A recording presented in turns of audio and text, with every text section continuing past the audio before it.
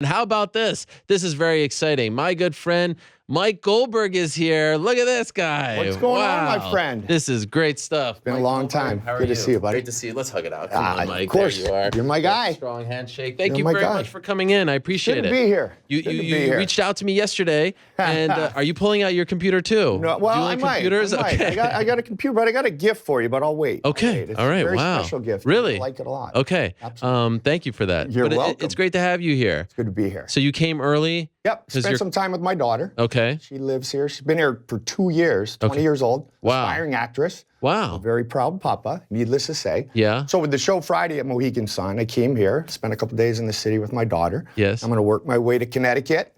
My fiance's brother and sister-in-law just had a baby.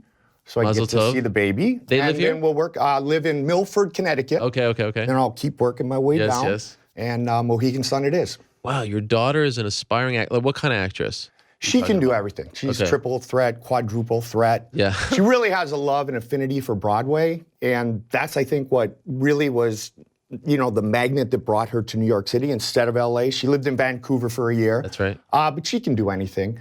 She's broadening her skills every day. And I keep telling her it's just a matter of time. Once you get that little hole in the dam, boom, then it'll start going. And 20, she's, 20 years old. She's got some time. She's on borrowed time. So the actress daughter, hockey player son still? Of course. Still doing his thing? Absolutely. Wow. How far is he going to go with this? You know what? He's going to stay with the junior Sun Devils next year. Is he at ASU? He is. That's what I'm going to tell you, which is awesome. So he got accepted to the Cronkite School of Broadcasting at ASU. Like his old man. Like his old man. Wow. And he knows way more about hockey than I do now. Okay. So I'm like, you're like Bob McKenzie of ASU right now. He's the insider. Wow. But he's going to stay, and I coach him, Junior Sun Devils for 1 more year. Okay. And then look to play at ASU on the D2, D3 team. I mean, those teams are powerful. They've won national championships.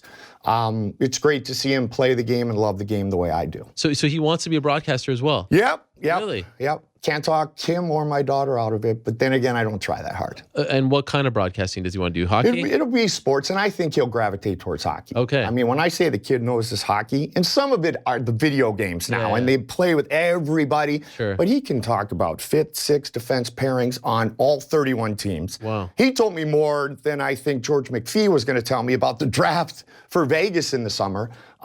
He's got a great passion for it. Loves the NHL. Of course, we're big Sharks fans.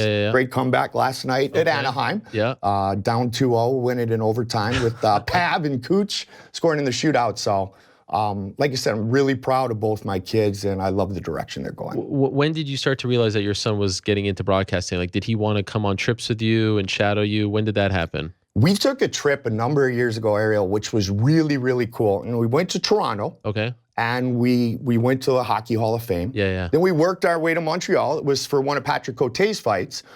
So we went to a Maple Leafs game, and we sat about 10 rows back from Mr. Gretzky. Oh, wow. So there's Walter Gretzky, and there's Cole. Went into the locker room. Penguins were playing. Cole got to talk to, my good buddy Pascal Dupuis and Chris Letang, but also Crosby and, Marc-Andre Fleury. It was a wonderful opportunity. But we stopped by the TSN studios where the NHL Network was at the time. Yeah. Jamie McLennan was one of the goalies in Minnesota when I had the job back in 2000. So Cole actually sat on the set and did like this little fun thing that we taped. And he broke down Marian Gaborik, of course, top pick of the Wild, and talked a little bit about Rick Nash, who we'll see how much longer he's here, one of my best buds. Yeah. And I was like, hey, that's not bad at all. That's not bad at all. And then a couple of years ago, one of our preseason parties, team bonding, some of the kids started to do interviews with myself and the head coach. And all of a sudden I'm like, he's not bad at this. You're not bad at all. So he definitely sees what I do, loves what I do. He really would love me to get back into hockey. Yeah. But I'll let him be the hockey broadcaster. What about MMA? Does he have any interest? He does. Okay. He does, but more so hockey. Okay. Like he's interested because of his pops. But I'm okay if he's got the cage over his face, at least for now, and not fighting inside one, as any father would be. And he's I don't mean, by the way, as a no, fighter. just as a MMA broadcaster. Yeah. I mean, if he had an opportunity, of course. Sure. He's seen me do it for a long, long time. Yes. But it's all about hockey. So the last time we spoke on this program, you were on twice last year. Yeah. The first time was when you parted ways. Yeah. The second time was just days before the MSG show, your debut. So now you've had, 8 months? Yeah. What's it like? It's unbelievable. It is. Unbelievable. Why? Refreshed, reinvigorated, re-energized. It's a different culture. And I don't really think I need to explain that to you or anybody out there. And there's just a freedom that exists and an appreciation that exists that is really overwhelming. And I'm grateful for it. I'm grateful for the belief. Keep in mind, everybody pretty much at Spike, same people that I worked with when the UFC was on Spike all those years. Right. So I already had those established relationships. Now getting to know Scott Coker and his family, his Bellator family, has been amazing. You've talked to Scott many times, and he's all about the no a-hole zone. There is a no a-hole rule with Scott Coker, and it reflects the whole broadcast and the whole feeling there. What was that for? You know, I remember I was in the media room at MSG, first fight, and like hearing your voice was so on Spike. You know, the logo's there. It's now Paramount Network, but it was a trip.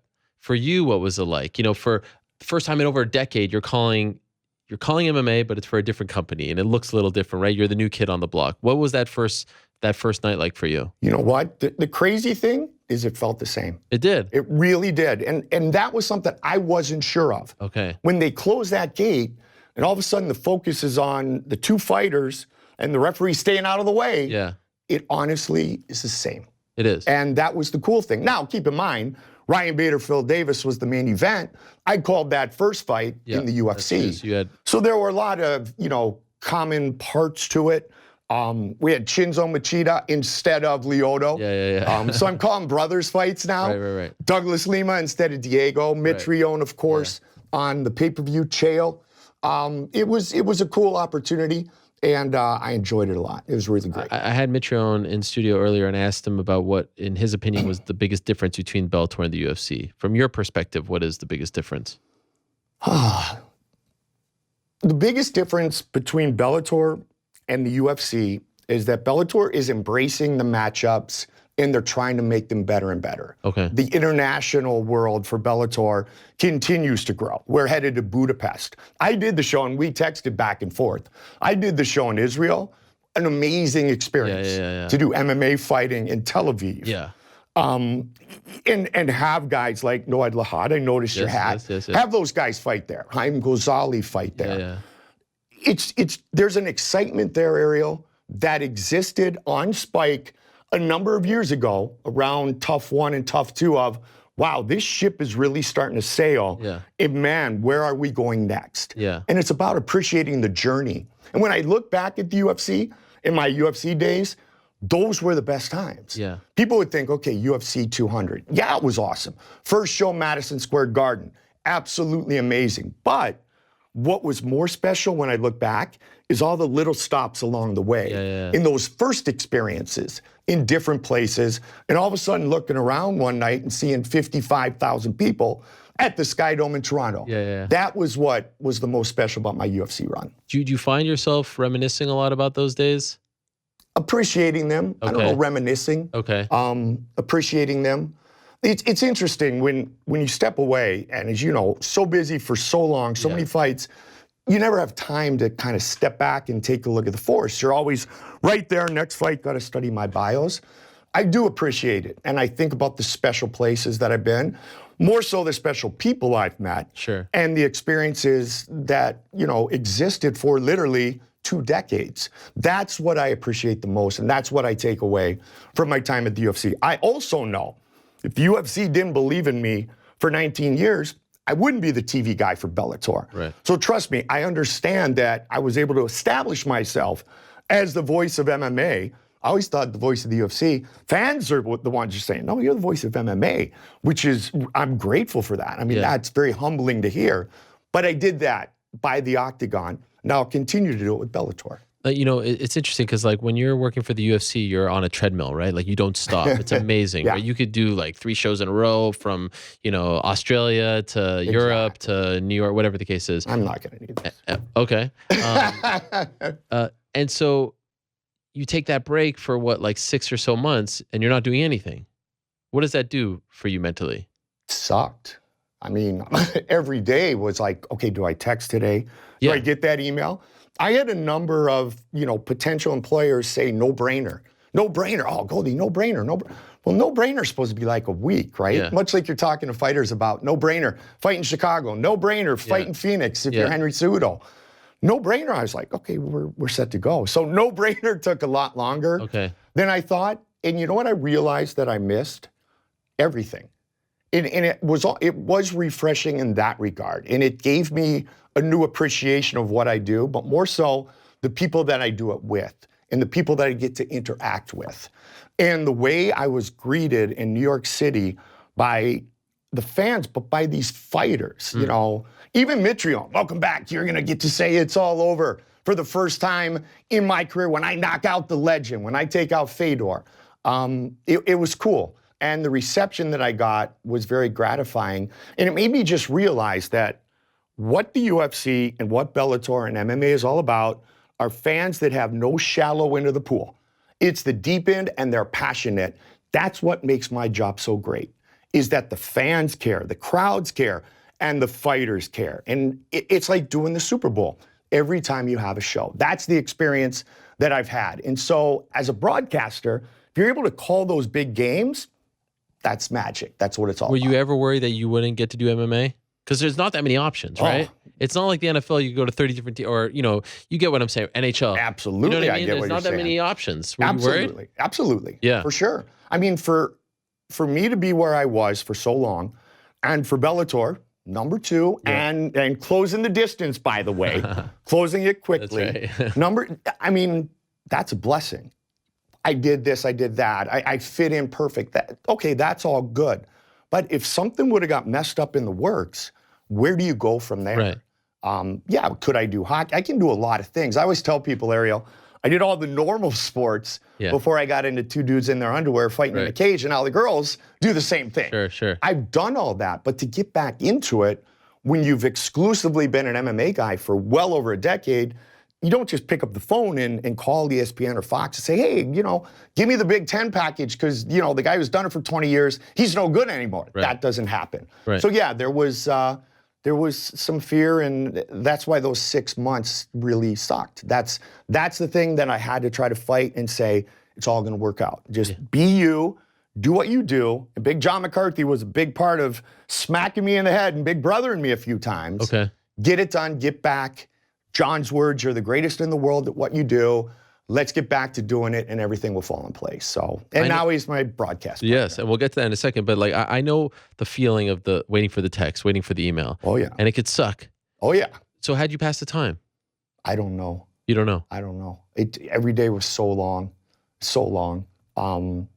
You know, Fernanda, my fiance, she was my rock. She was great. She was able to, you know, make me smile each day. And my trainer, Master McGowan, who you've met before. Yeah.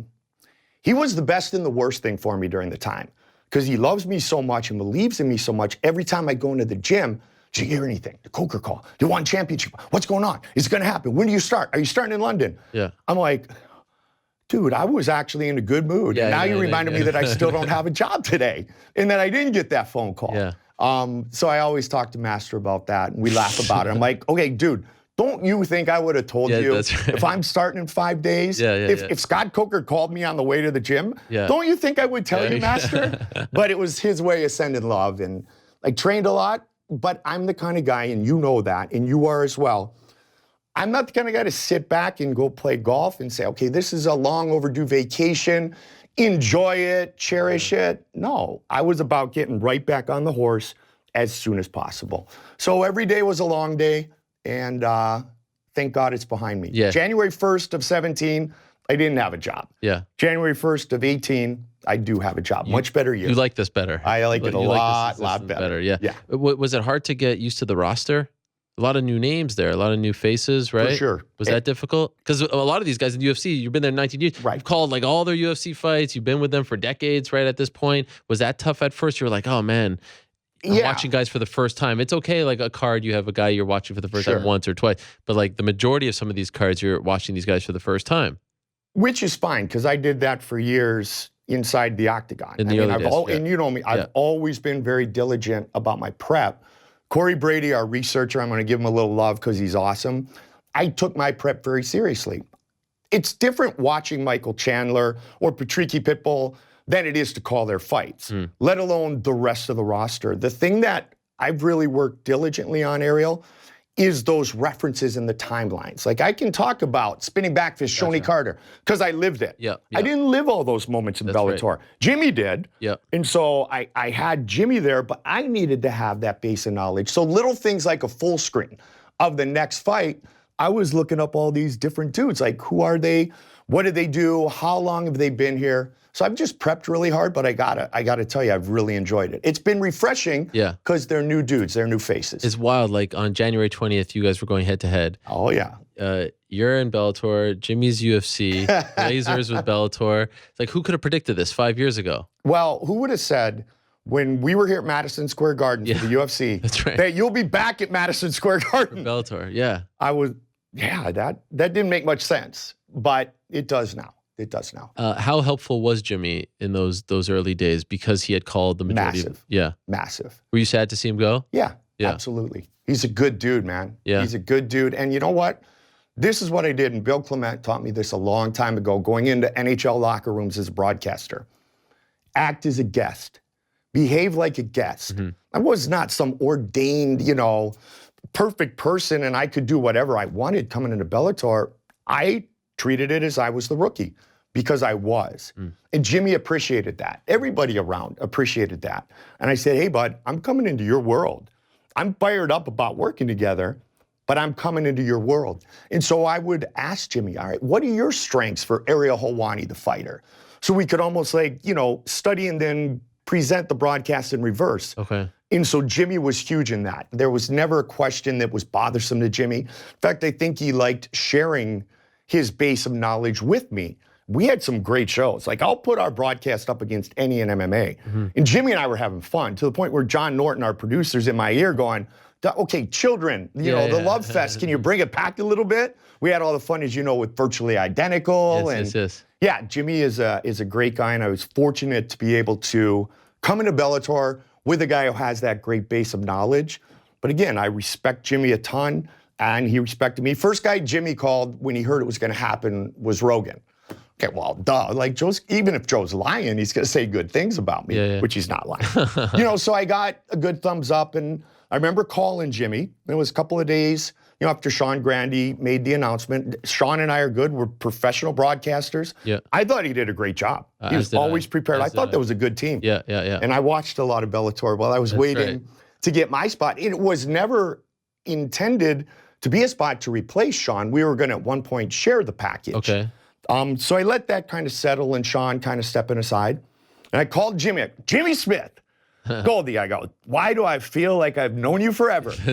That's how it started, and it was awesome. He gets compared to Rogan a lot. Did you feel like that was fair? Are they that similar? They are. They are. They are. Okay. They really are. And it's the way they attack the sport. And it's Brazilian Jiu-Jitsu, 101, 201, 301, 401, and then the fight game. And, so when people say he's a poor man's Rogan, that's bothersome to me. Because he's a rich man's Jimmy Smith. And his base of knowledge is the same as Joe's. His passion is the same as Joe's. And like I said, Ariel, he attacks his job much like Joe did. So it was comfortable for me. But then again, if you're going to be a poor man's A-Rod or a poor man's Tom Brady, which I hate to say that name because he went to Michigan, by the way. I think you know that. A poor man's Boomer Esiason, my guy, number 7 of the Bengals. That's not the worst thing in life to be. And I don't believe that, but still, you're up against my partner, not up against, but being compared to the best of the best. Right. And he's right there. He's right there. So I think he's awesome. He will tell you, and maybe he has before, he was the first one to shave his head. So Joe is actually that's right. A poor man's Jimmy Smith. You've had 2 shows now with Big John. Yes. What's it been like? Unbelievable. Why? Because he's one of my best friends. Okay, legit. Okay. Legit. December 21st, 1997, Shin, Yokohama, Japan. I walk in midweek, never done UFC, never done MMA. I took the bullet train. So I fly, from Vancouver at the time to Tokyo. And then Al Connell, who was in charge, Concom, of course. Like, take the bullet train. Well, nothing says bullet train when you get off in Tokyo. Like, that's right. Oh, okay. I had a huge, huge bag of clothes, which was way too much. Walk into the lobby, first person I met was Elaine McCarthy. Oh, wow. Elaine was, if you will, the Donna, Donna Martellini of the UFC back then under SEG. Like a coordinator? Absolutely. Is that fair for those that don't know? She was in charge. She was the event coordinator. Okay. She actually told me RSH in Portuguese. She actually told me about Elio Gracie and the little man, and he ends up on his back, and so on and so forth. Jeff Blatnick's my partner. Randy Couture, right there, Bellator bobblehead. Yeah. Randy was the main event. Frank Shamrock made his debut against Kevin Jackson, the Olympic gold medalist, Michigan State. So I meet Elaine, and then I meet Big John.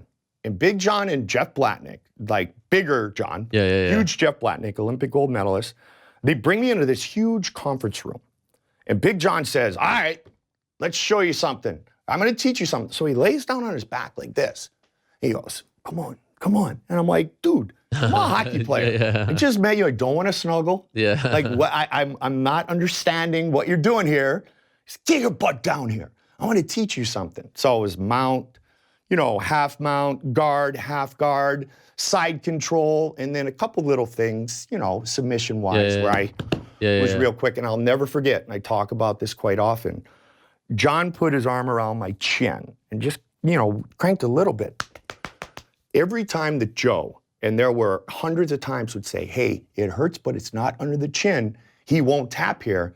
I'm thinking of that day in the ballroom with Big John and Jeff Blatnick going, I would. Yeah. I did. And I would continue to do. And how about job security?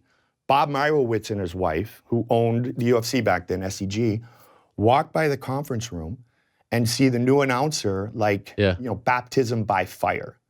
And John and I have been tight since. So when I say I'm working with one of my best friends in the world, it's 100% true. Wow, those days must have been wild, right? Those were the days I was kind of referring to. Yeah. The journey that we didn't know. I mean, when the WWE came calling, I think it was 2005, right?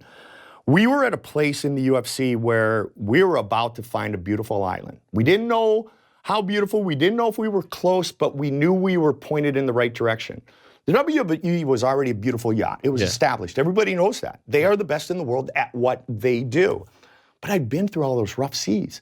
I'd been to, Bay St. Louis, Mississippi.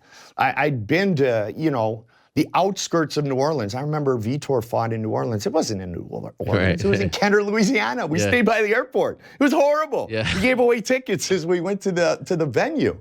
I had been through all of that. And that's the thing that I remember the most. And we were so close with the UFC at that time that I felt like, man, I've done all this. I'm part of the family. I don't want to leave. And that was a big part of my decision. You wanted to see it through, right? Absolutely. Where's it going to go? Nobody knew we'd be where we are today with this sport. You remember the first time that you met the Fertitta brothers? Absolutely. What was the... Okay, this is funny because they brought a bunch of employees from SEG into Vegas. We knew that, these were, millionaire owners, billionaire. We didn't know. We just knew that they were cool. We went to an Italian restaurant. We were in the back in one of the private rooms. And Lorenzo and Frank are talking, and they're explaining their beliefs and what they want to do. And we want to make this sport legit and so on and so forth. He goes, any questions? Well, I didn't go to Vegas a lot prior to the UFC. And as I got into Vegas, you notice all the billboards and stuff, right? Cirque du Soleil, that, all the cabs have the signs. I said to Lorenzo, I said, will we ever be on a billboard in Vegas? That was all that was great. That was, game over. You made it. I'm good. Yeah. Will we ever be on a billboard? He said, yeah. I was happy. I'm like, wow, we're gonna be on a billboard. Wow. And I'll never forget asking him that question. I think we were on a few billboards. Yeah. Was Dana White there? Yep. He was at that meeting as well. Dana, if you remember, and I love the interview he did with James Wormy in the early days, where he still had hair and he was kind of timid and, was becoming the Dana White of today. Yeah. Dana was absolutely there. But Dana was being guided at that time, like us all, by Frank and Lorenzo. Right. And so we did get the opportunity to meet him and obviously worked for him for a very long time. But I'll never forget that my expectation stopped at, will we be on a billboard? Have you ever thought about writing a book? Absolutely. Will you write a book? Yes. You will? Absolutely. About all this stuff? Yeah. I mean, the stuff that you've seen, very few could say that they've been there for the majority of the rise of mixed martial arts in North America, right? Absolutely 100%. Other than 5 years at the beginning. I was there. You were there. I was there. I came in when it was human cockfighting, and you know what? It was. Like Senator McCain was right at the time. Right. He was. And what did Zuffa do? They embraced regulation. Yeah. I've got so many great stories. I was thinking about writing a book right after my last UFC. Yeah. In that time, and you know, it was a hot topic. You know, where am I going next? And I talked to a couple publishing companies. We're really close. And then I kind of stepped back and I said, you know what? Let's see where the dust settles. And while I continue to establish myself, you know, at Bellator, and I say that I'm still establishing myself at Bellator, I'm going to have more stories. So I've talked to my guy about a book. Okay. And two things. First of all, it's not going to be, you know, a story time. I know a lot of things, but you know what? A lot of people know a lot of things about me too. Okay. I'm a hockey player. That's sacred locker room. Okay. That's not, and I'm not going to write a book, Ariel, that my children can't read. Okay. Plain and simple. Okay. But I have had some really, really cool experiences. And I'd like to share those because there's some fun stories, much like the one I just shared. Yeah. You know, with Big John and Jeff Blatnick. Right. I mean, Big John and Jeff and I went jogging. I don't even run in Sao Paulo. Like, why would you go outside to run in Sao Paulo? And they said, be careful, be careful. I literally stared at Big John's butt. I don't know how long we ran, but I was close enough that there was the eclipse of Big John and Jeff. So if anybody fired at us, I was pretty safe because they were right here. They had me protected. Just fun stuff like that. And I had great experiences in hockey. You know, calling the last goal against Patrick Waugh. Andrew Brunette with the Wild. Michael Jordan, I was there. The first 3 titles, I was the sideline reporter. Wow. I have a lot of cool stories in that. You were the sideline reporter for those 3? Absolutely. Wow. It was What was amazing. that like? Unbelievable. Unbelievable. I remember coming here, staying at the Plaza Hotel for like the first time. The John Starks, Charles Oakley, Patrick Ewing, those great battles with the Knicks. Yeah. I was here. I lived them. Michael Jordan gave me one of the greatest compliments ever. Really? Absolutely. Okay. So I was always respectful of Mike. Yeah. I didn't bother him, if you will, on a day-by-day basis, because I did every game. John Paxson and I used to have this little thing where he would be my pregame interview all the time. Okay. You know, Dayton Boy, Notre Dame, well-spoken, perfect interview, in and out. Yeah. And he'd always go, hey, did you ask Michael? And I'd say, no, I was scared. I was scared. He goes, what about Scotty? Scotty said, no. He said, what about Horace? Well, freaking frack. Well, he was definitely fracked. Okay. I said, well, Scotty told Horace to say no. Right. And then Pax would go, Cartwright. I'm like, John, he's so tall. Yeah. Like, and then he was a spitter. Okay. So it was like a big, massive spit by the time it hit me in the face. And he's like, all right, let's do it. So that was like our Abbott and Costello before every interview. But I came back, Michael came back, you know, because I was even on the, 30 by 30 of him when he was in the batting cage with really, really large hair at the time, as people had seen. And I stepped in, and Ron Harper and I went to college together. Oh, wow. Same years at Miami of Ohio. Okay. So I went in to say hi, and I stopped by and said hi to Mike. And he goes, what are you doing now? And I said, well, I'm actually doing play-by-play for ESPN. And Michael Jeffrey Jordan said, and I quote, I always knew you were too good for that sideline shit. Wow. Exactly. I'm like, oh, man, I'd like to have that on my iPhone. I don't know if we had iPhones back then. You didn't. It was That's incredible. Unbelievable to have Michael Jordan say that. And then when I started doing ACC Sunday Night Hoops, he was as proud of me as anybody else. Wow. I was doing that on Fox. Yeah. And it was a lot of fun. But I'll never forget Michael Jordan saying that to me. Wow. Why would I? That's incredible. Why would I? So were you there when they won the championships and all those games? Yep. That must have been incredible. You were like traveling with the Beatles. Absolutely.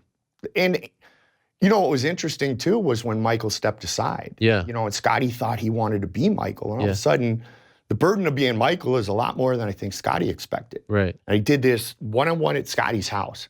After the gun, after the Tony Kukoc, and I had a great conversation with Scotty, which was one of the things that I really cherish as well. I have pictures from that. I had a really big hair still and a really bad shirt on, but everybody wore that back then, or at least I thought, right? But it was amazing to be around those guys. As a younger broadcaster, I was probably in my late 20s, but just to go to the stadium and gate 3.5, and then the United Center, the house that Michael built, and to be with the Bulls, unbelievable. Wow. Unbelievable. Other than MMA, greatest sporting event you ever worked at? Oh, man. I'll give you 2 nights Okay. of the greatest sporting event ever. And it was 2003. Okay. It was the Minnesota Wild. Okay. It was a Wednesday and a Thursday. So the Avs were up in the series 3-1, then it was 3-2, but we were facing elimination in Game 6 at the XL Energy Center. The game went to overtime. Richard Park scores in overtime. Richard Park, the winner in overtime. Denver, here we come. Because Game 7 was the next night. Oh, wow. The next night. Really? Yes. Back to back. The planes were literally right next to each other. We had our luggage in the car, but the season could have been over. Right. So now the next night we're in Denver and down, I want to say 3-1, much like we were in the series. And here they come. Here come the Minnesota Wild. And all of a sudden they tied the game late. And then Game 7, Andrew Brunette, he looks, Brunette, he moves, he scores. The Minnesota Wild have defeated the Colorado Avalanche. Andrew Brunette, the game-winning goal. Wow. Those were the best 2 nights of my life as a broadcaster. So unexpected. Yeah. Such a rush. Young team, 3rd year, not expected to come back from a 3-1 deficit against the mighty Colorado Avalanche with Sakic and Forsberg and Blake and Foote and everybody. Yeah. Hangay. They were loaded. Yeah. You know, Hayduk. Yeah. Hayduk was one of the big studs back then. And of course, Patrick Waugh in the net. So it was so unexpected. But the back-to-back games and to be the play-by-play guy was awesome. And it continued because we were down 3-1 in the series to Vancouver. Todd Bertuzzi came in for a morning skate. And there were a bunch of Minnesota fans waiting to buy tickets for Game 6. And in typical Todd Bertuzzi fashion, he told all the fans they had no reason to wait. That's Bertuzzi. Well, Kathy Ross, her name, her father actually played on the Olympic team. She was from Roseau. She was Bill Robertson, our media relations director's right-hand man. Kathy heard this. All of a sudden, this is a huge story. The Bertuzzi said, we're not coming back to St. Paul. Well, we came back from a 3-1 deficit and beat them in their barn in Game 7. And still to this day, it's the only team in NHL history to come back from a 3-1 deficit twice in the same playoffs. Wow.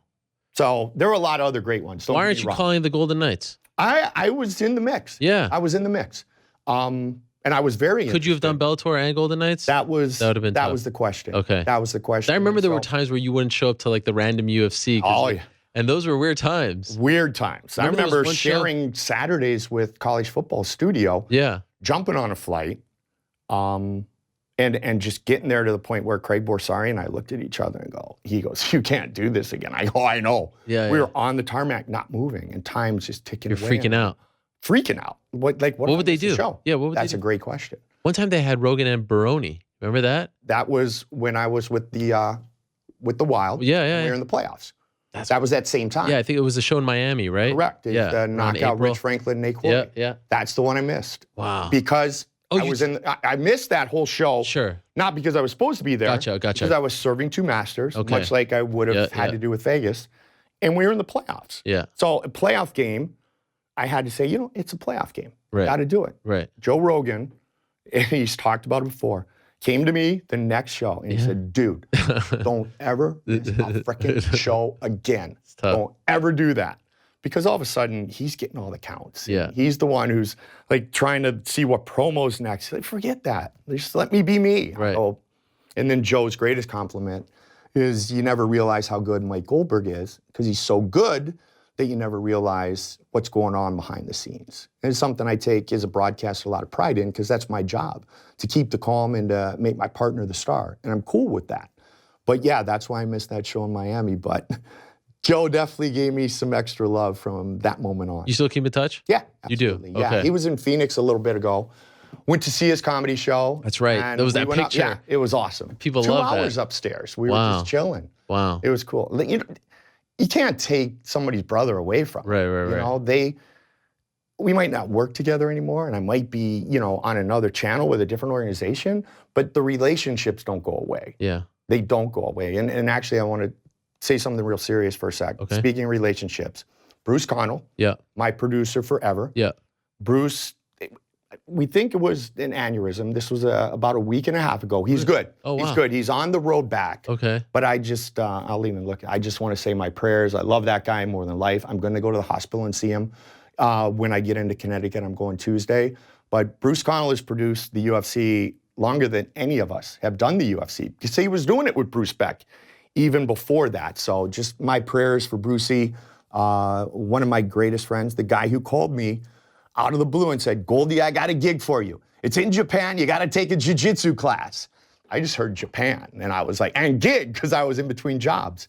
And Wow, that's how far I go. I go all the way back to ESPN hockey with Brucey. So everybody say a prayer, please, from my buddy Bruce Connell. He's on the way. He's on the way up, and he's going to be fine. I know he's going to be fine. He's a hockey player, so he's a fighter. But I did want to send some love. I would venture to say anyone watching this program, if they've watched UFC, like a lot of them don't date back to 1993. Sure. They have seen a Bruce Connell, like he's been the only guy doing that job. Yeah.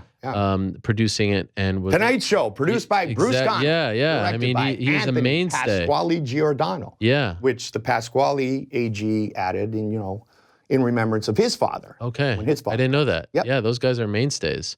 Big time. Unbelievable. So yeah, I'm sorry to hear that. I wish him the best as well. Thank you for mentioning that. Thank you. Do you still watch the broadcast? Yeah. You smile there a little bit. Don't lie, Mike. Is it hard? No, it's not. It's hard to keep my thoughts to myself. What do you mean? Well, you've always been that, and that's why I tweeted. You never know what he was going to ask me, and I actually buried myself there because you just asked if I watched.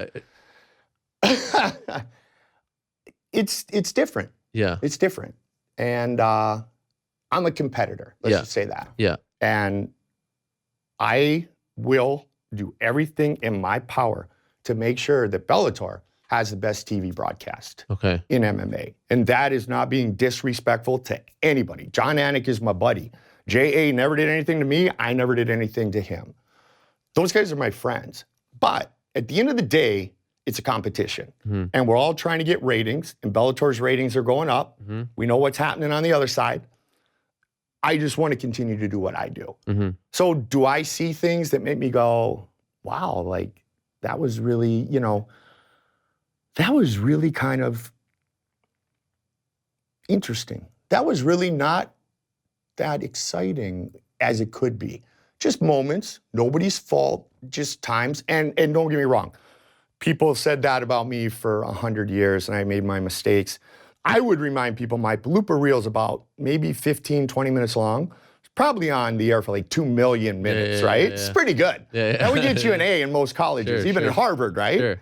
But I do. I watch it and I see the difference, and I don't blame you if you don't watch it, to be honest. Like I don't blame you if it's too hard to watch because you were so close to it for so many years. It's personal. And it was at first. Yeah. It was at first.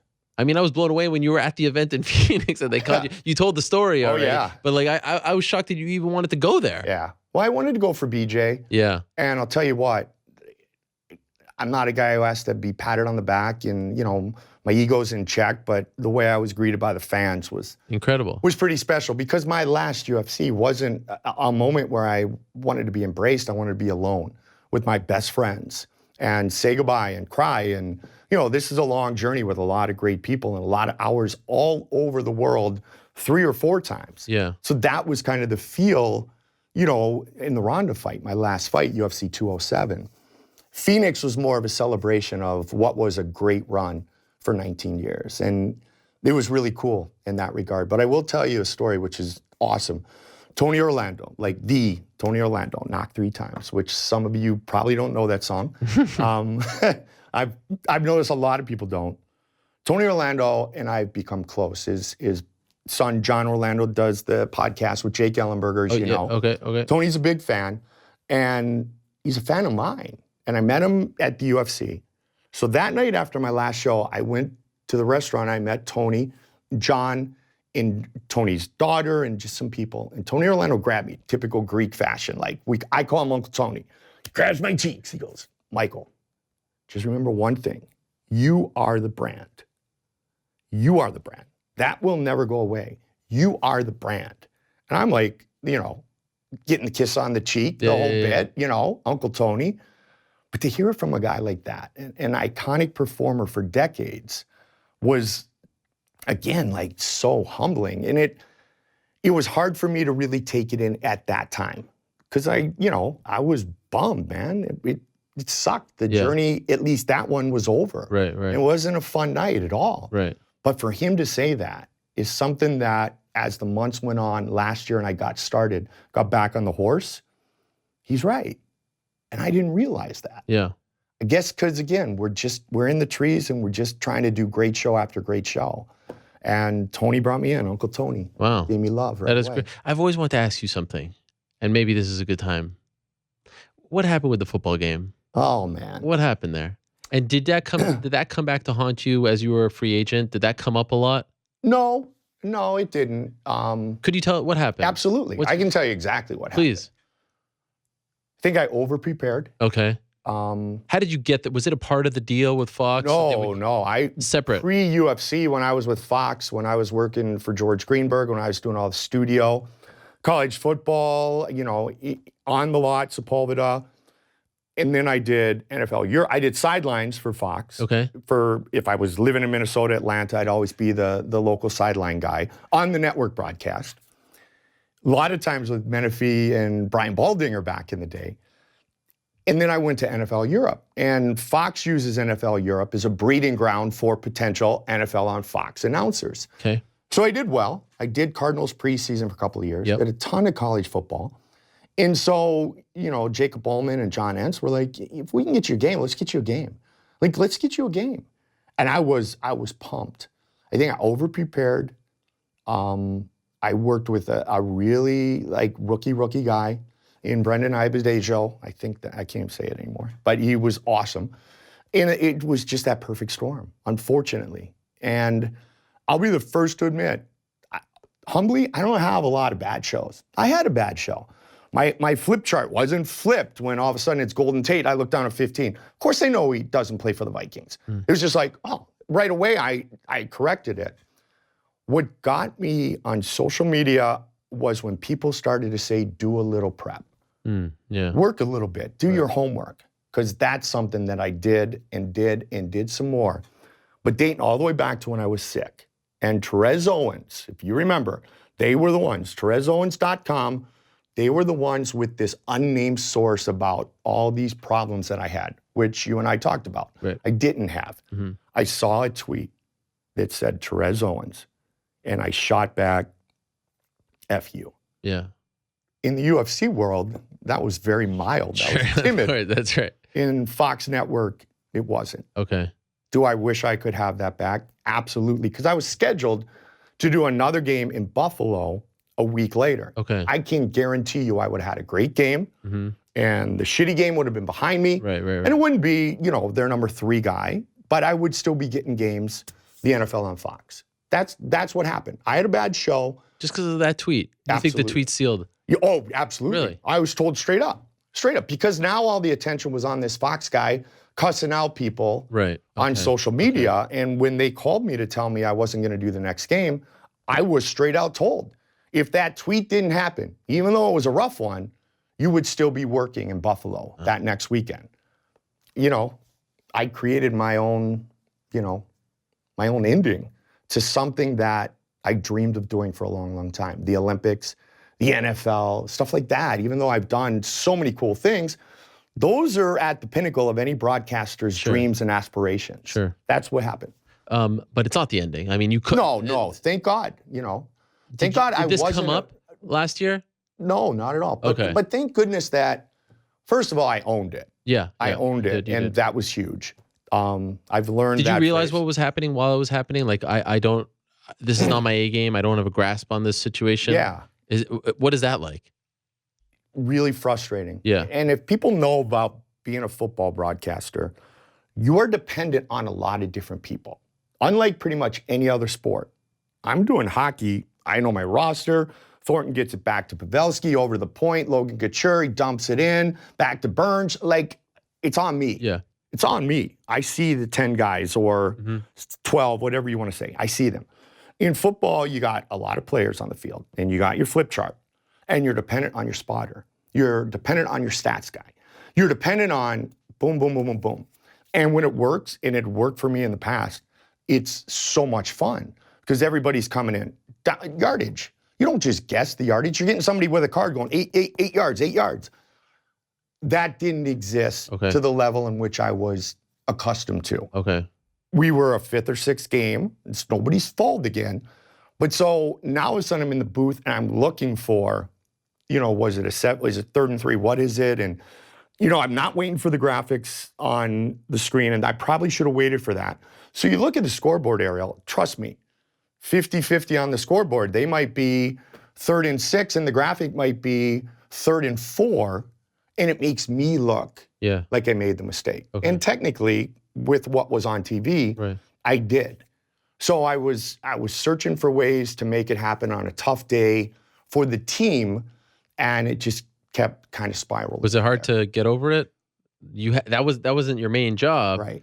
But it turned into this whole story, right? Yeah, it was hard to get over it because when I step back, I should have known better. Like I've learned my lesson with social media in the past. Again, it wasn't about my performance. I agreed with the criticism. It was about my preparation, and that's when I started to get aggravated. And so I was tired. I got off the air. As I said, I studied a ton.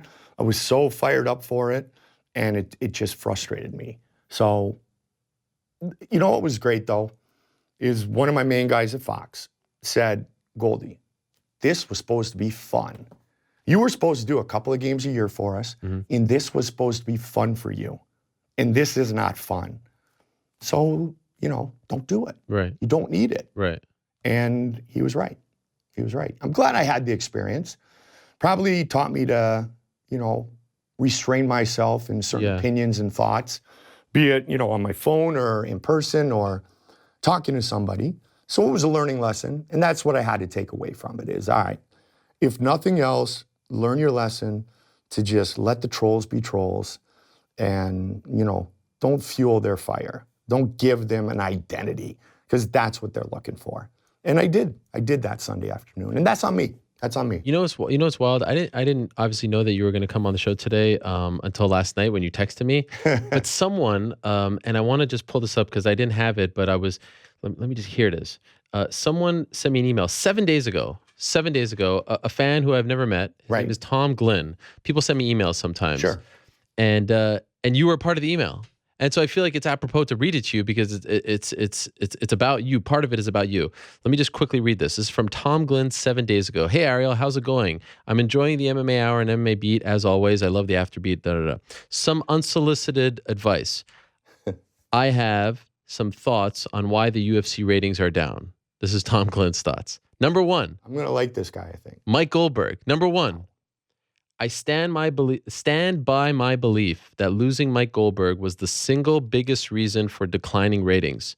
By perhaps being isolated from the home viewer experience, the top brass who are at the actual events and many in the media were not aware of the branding that Goldberg had on the product. It's a product that's marginally interesting sometimes to the casual viewer, and Mike managed to make it bigger than it actually is without him. He's great on Bellator, but obviously starting from scratch with an inferior product is what this man is saying.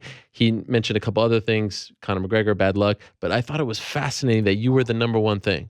I appreciate that. Isn't that amazing? I think Tom is a wise man. Yeah. But you get that love. Like even when I'm listening to you here and I want to close my eyes, I go back to like 2009, 2008, when I was like, it was a different time. The sport was different. Absolutely. There wasn't a show on every week. And I maintain that that's a mistake. There should not be an event on every 100%. Week. Too much of a good thing is never a good thing. Correct. And the shows felt special. The pay-per-views were stacked. And then the one Spike show a quarter, it wasn't like, oh, who's fighting tonight? No, it's like, oh, UFC is on, I'm in. It didn't matter. Right. You know what I mean? And then like the stars from Tough then graduated. And so when I listen to you, it's like you are the voice. Yeah. You are the voice of MMA. They can never take that away from you, no matter what you do from here on out. And so it must feel awesome. I know you get it on Twitter and you got it when you left. No, and you don't want to be a witness at your own funeral, so to speak, like when you leave. But I know the fans have had your back. So like that moment sucked, but in this world, for the most part, they seem to have had your back. How I'm feeling, re-energized, the way the fans reacted.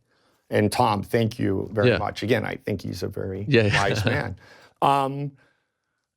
that's what reinvigorated me the most. And the fighters, like having these fighter meetings with Bellator and having these guys, you know, thrilled that I'm calling their fights. Michael Chandler, you're going to say it's all over. They love Finally, my whole career, I haven't heard that. That's something I dreamed of. I'm like, really, Mike? He's like, absolutely. It's validation for them. There's no question. Yeah. There's no question. And so all those mistakes, all those journeys, you know, rumors, false rumors, proper, you know, being properly disciplined for things that I own, and I know that I could have been, you know, a better man, a better broadcaster, whatever it was at the time, I was the golden child. Because you never know what you have until it's gone.